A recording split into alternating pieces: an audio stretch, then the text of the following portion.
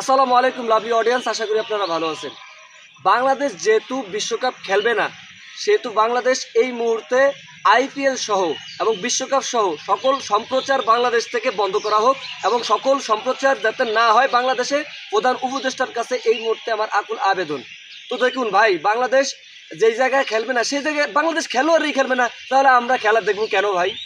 এখন সেই আগের স্টান্স থেকে শুরু হয়েছে, 4 জানুয়ারি থেকে এই পর্যন্ত বাংলাদেশকে নিয়ে কত ভার্চুয়াল যোগাযোগ হয়েছে এবং ফিজিক্যালভাবে যোগাযোগ হয়েছে, কোনো মতে বাংলাদেশকে কনভিন্স করতে পারতাছে না আইসিসি আর দেন বিসিসিআই।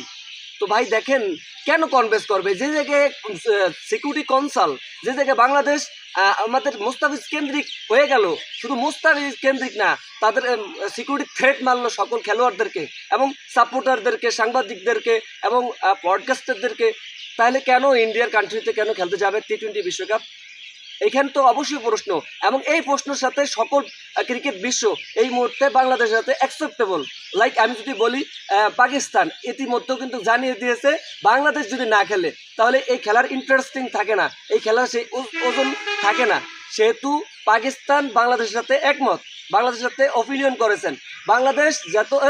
বাংলাদেশ যদি খেলে তাহলে সেক্ষেত্রে পাকিস্তান খেলবে, বাংলাদেশ যদি খেলে আর কি। আর পাকিস্তান এটাও জানিয়ে দিয়েছে, সাফ জানিয়ে যে বাংলাদেশ যদি না খেলে তাহলে পাকিস্তান খেলবে না, ক্রিকেট বোর্ড জানিয়ে দিয়েছে অবশ্যই। এবং এটা লজিক্যাল, কোয়াইট লজিক্যাল। আমি মনে করি আপকামিং টি-20 বিশ্বকাপ হয়তো বাংলাদেশ বয়কট করা উচিত। দ্যাটস হচ্ছে বয়কট করাটা উচিত কেন ভাই? দেখেন, এই যে যে যে থ্রেট ম্যারেট মারতে আছে, শ্রীলঙ্কার মাটি তো দিবে না, সয়েল অফ ইন্ডিয়াতে খেলা দিবে, তাহলে এটা কেমন ভাই? আমাদের বাংলাদেশে এটা মতামত আইসিসি অ্যাকসেপ্ট করতে পারে না।